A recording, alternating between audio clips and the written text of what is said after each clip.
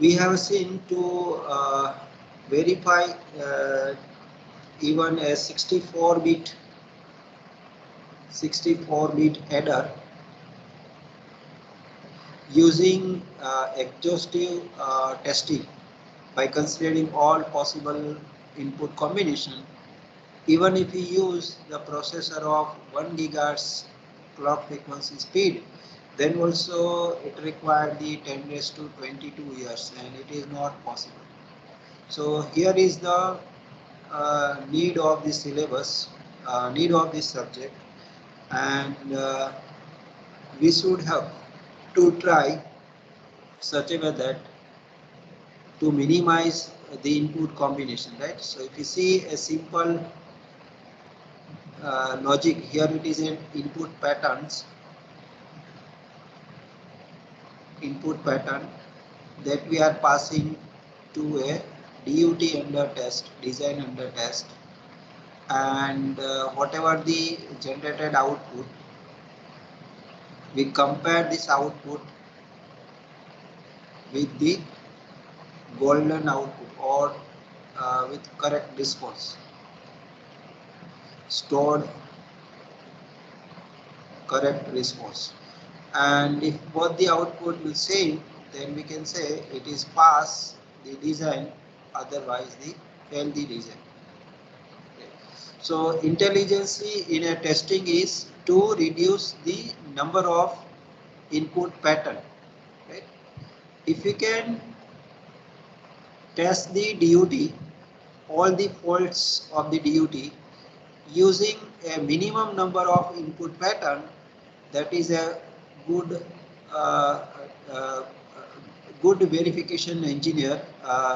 If he can find a minimum number of test pattern that can test all the possible faults of a DUT. Right? So if we pass all the combination, then it's not possible to test a current VLSI design. Right? So we need some intelligence. We have to pick some test pattern, and we have to pass that particular test pattern, and that should find, or that should detect the maximum detectable faults in a design. And to pass which test pattern we should have to pass that can detect a maximum fault, there we need a intelligence, right? So that is the intelligence required in a testing. So test principle for any basic digital design: input test patterns, digital circuit, and this diagram. So in a functional testing and structural testing, let's see the difference between functional testing and the structural testing. In a functional testing, prepare an exhaustive list means all possible input combinations. Exhaustive list means all possible input combination of probable function for a given design. Right? So, and in a structural testing, it prepared an exhaustive list of probable faults, not the probable input combinations. But in a structural testing, it, it prepared the exhaustive list of all probable faults. And here it prepared the list of all probable test pattern or all probable functions. Another is apply one by one necessary test vectors and see the function is performed correctly or not. In a structural testing, apply one by one necessary test vector and see that fault exists or not. Or it can see how many fault detected or not. For a complete list, if all the functions are performed properly, then we can declare that tested okay. And in a structural testing, it complete when if none of the fault exist, then it declared the design is tested okay. So that's the difference between a functional testing and the structural testing. Let's see the faults in a digital design. Where, why the faults from what are the source of faults in a digital circuit? So first of faults occur in a net. Net means connecting wire or in a routing wire. So suppose fault in that routing wire or the fault in a logic gate. Sorry. In a logic gate, faults due to the transistor open or short. So whatever the transistor used to construct the logic gate, and in that suppose transistor is open or short, that create a faults in a logical gate. Faults in net are the net may be open or net may be short, right? So net may be open and net may be short to ground or maybe short to the power supply line or with any other net. So when net is short to ground, it is called as stuck at zero fault. So whenever in any design, suppose this is inside the chip, if you have the this AND gate and that output we want for the NOT gate and like that inside that, and have the power line, this is a power line or we can say VDD, and have this ground line, let's say, and require the power and ground to each standard cell, right? So it is all the standard cell connected with the power and ground. So sometimes this is the net, right? So this net is suppose maybe open, right? So it is in a net open, or sometimes suppose this net it's short with the ground due to in a fabrication at the fabrication time. Suppose it's short with the ground, then here we'll get a stuck at zero fault. It is this line is permanently a logic zero. It not depend on what are the input of the AND gate, right? So output of AND gate and input of NOT gate is permanently connected with the ground, so it is called as stuck at 0 volt. Similarly, suppose this line, suppose it's short with the power supply, then it produce a stuck at 1 volt. So hope it is clear now what is stuck at 0 volt and stuck at 1 volt. So SA it is called as stuck means stuck with the logic 0 means stuck at the ground, so it is called as stuck at 0 volts, and stuck at 1 volt. So these are the stuck at fault are the likely maximum to be occurred in a VLSI design. And when net sorted to other net, suppose this net is short with the other net, suppose here some another net is going and it's short, this two net will short, then it create a bridge fault, and we will see different types of bridge fault in our coming slide. Okay. So these are the basic fault occurred in the times of the fabrications, and if we can model that basic fault at the time of the testing, at the time of the verification, then we can produce test patterns, and also we can produce or we can have a DFT circuit for that design. So later on, after the fabrication, we can easily detect that fault, right? So we can easily detect that fault. Is it clear? Single stuck-at fault. So single stuck-at fault is widely used as a fault model in a verification or in a testing. So classical faults, multiple stuck-at fault and the single stuck-at fault. So single stuck-at fault is widely used when fault occurred in a one single line, and if you want to detect that, it is a single stuck-at fault model is used. And when fault are having in a multiple lines in a same design, then it is a multiple stucked fault. Why stucked fault are considered as a classic fault? They are found capable of detect other types of fault also. Right? If we can detect the stucked fault, it also we can detect the other types of faults.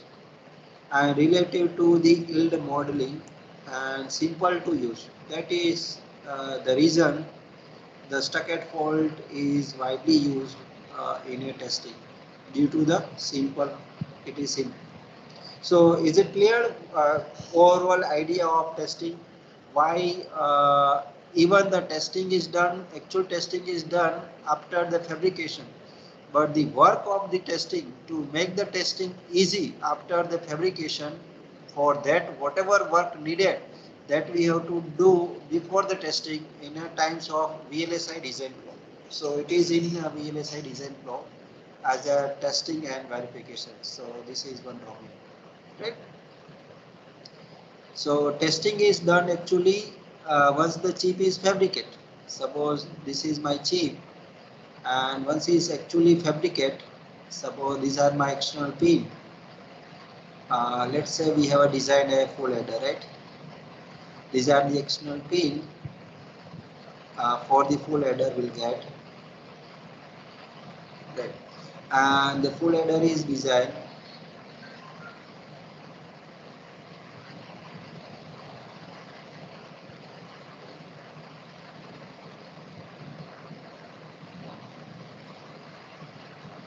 Right?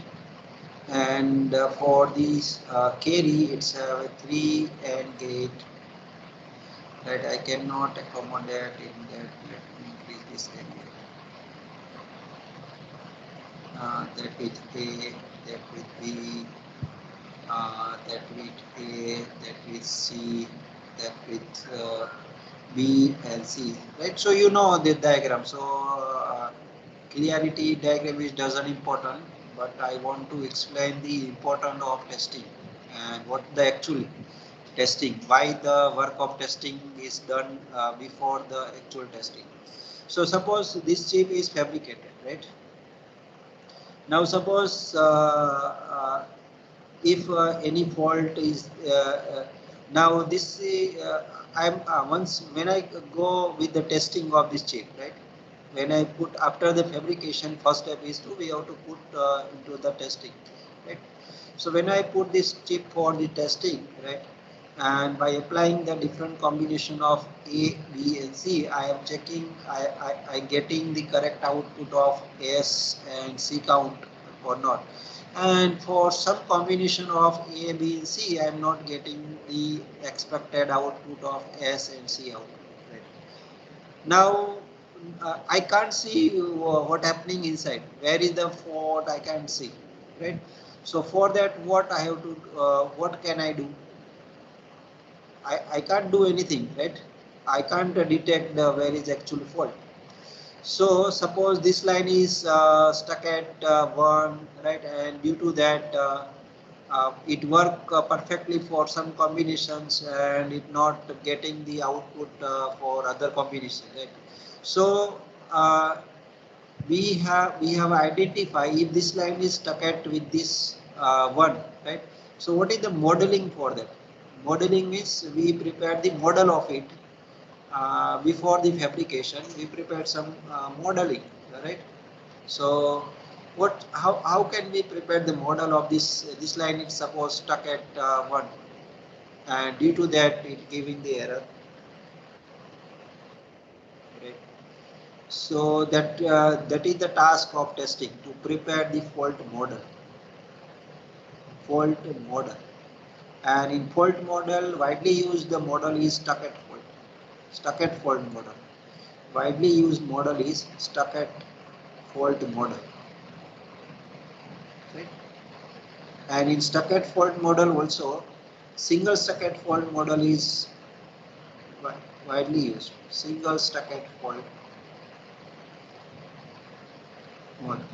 So if we have a model, okay, if this line is short with the power supply, then how we can test, or what is the correct input pattern that can test this line is sorted with power supply or not, right? So that to finding that test pattern, we require a fault model, and then we have to find out a test for that test pattern.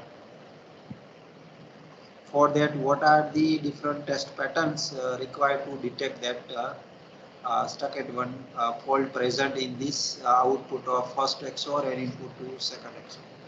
So this is the task in a testing that we can do early in the design. Or if the test pattern, we do not find any test pattern that can detect that fault present in intermediate line, then we need to insert some design for testability. We need to insert some extra circuitry, right? Here we can insert a mux, right? 2 cross 1, we can insert the mux, and we can take the output of that mux externally through this connection of different mux, and we can take output, right? So intermediate line we can test by inserting design for testability. So whatever the difficulty to test the internal line, it is called a that figure will get in terms of the controllability and observability. That figure will get in terms of the controllability of this internal line and the observability of the internal line. So to improve the controllability and observability of any intermediate line, we are adding the extra circuitry, and that is called a design for testability. That is called a DFT. And DFT also have different types of DFT, right? You gone through in a VLSI design. One of the type is ad hoc testing, another type is scan based testing, and the built-in self-test. So there are different DFT techniques are there. So that work we can do only before the fabrications. That's why in a testing testing is actually done after the fabrication, but work for that to make the testing easy, most of work is done before the fabrication. Once the chip is fabricated, then we can't do anything on it. So whatever we can do, that we can do only in a pre-silicon, right? So we have seen for the 64-bit adder in a functional testing, even if we use the 1 gigahertz automatic test pattern generator, then also it will take around the 10⁻22 years. So it's not possible using the functional testing. Let's see how to do in a structural testing. So in a structural testing, no redundant adder hardware 64-bit slice. So it's a 64-bit adder. So it's this 64-bit 4-bit 64 such adder, 1-bit adder, and each 1-bit adder we can see here the diagram. So each 1-bit adder, how many lines? So this is the one line, this is the second line, this is third line, this is fourth line, this is fifth line, this is sixth line, this is seventh line, eighth line, ninth, 10, 11, 12, 13, 14, 15, 16, 17, 18, right? So there are the 27. There are the such each have 27 fault using the fault equivalence. If we reduce the fault equivalence, then have such 27 faults in a single bit adder. So such a 64-bit adder, total number of faults, maximum fault present, it is a 1728. Maximum numbers of fault present in the 64-bit adder. So if you use the structural testing, and if you use the same speed AT automatic test pattern generator, right, then it would take around the only in terms of the second to test using this structural testing. So in a structural testing, it not applied all possible input combination. It identify the combination which can detect this 27 fault, right?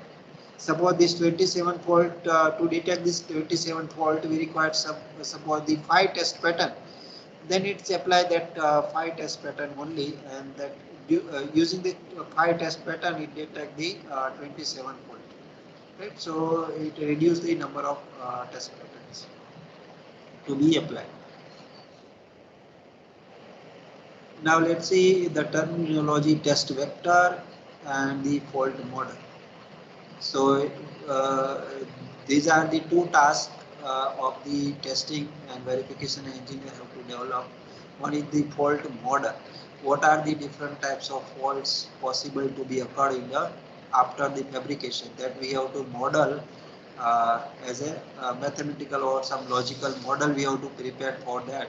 So once we have this logical model, then we can pass some different test pattern and we can see it is detectable or not, right? So this is modeling. Like we are preparing the model of transistors in a using the multi-terminal device like a control sources, right? So we can find the gain of a amplified circuit before actual implementation of the that transistor on a breadboard and finding the practical gain. So before that we can analyze the circuit doing the modeling. So here same times same thing is here. After the fabrication, if some of the internal lines short with the VDD or suppose it's short with the ground, then what types of its change in the logic diagram or what should be its logic equivalent circuit. So it is called a fault model in a test vector. So it is the test vector with the test pattern to be applied in a DUT to identify the fault.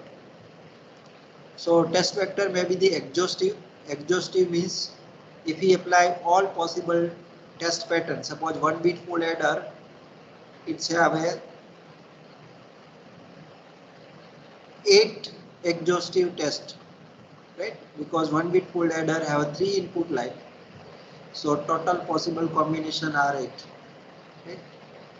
So if we apply the exhaustive test as we are writing the program in our practical, it is an exhaustive, through the exhaustive we are testing the design. So it is an exhaustive testing. Pseudo exhaustive testing by reducing the number of test patterns. Random, right? We are not applying 8 all, but out of 8 if we selectively some random 4 test pattern, and if we applied it, that is a random test pattern.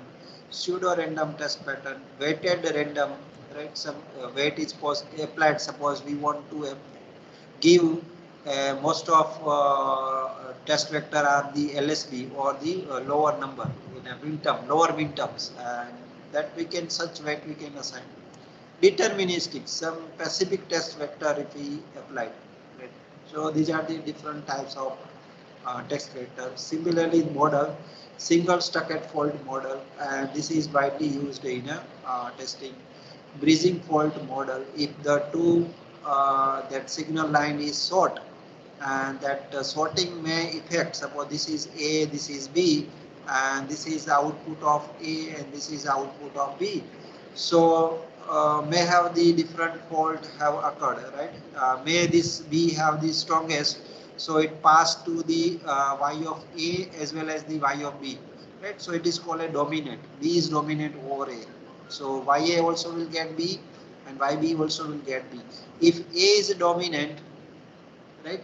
Here it is YA, here it is YB and BA. Suppose A is dominant on the B, then A will get in both the line.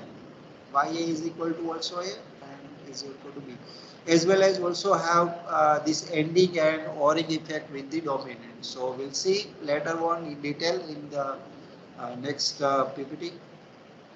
Transistor open and short faults, that also we'll see if the any one of the terminal of the transistors it's short or open, and due to that it create a fault, right? Suppose this is a NOT gate using the CMOS inverter, and in that suppose this line is short with this ground due to the fault, right? This is due to the fault in a fabrication. So this is one line is permanently short.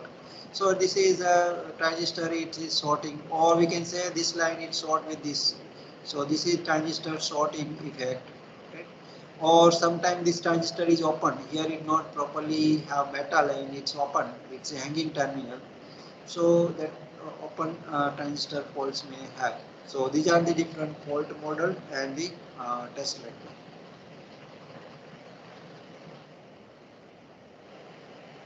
Automatic test pattern generator and using the fault simulations.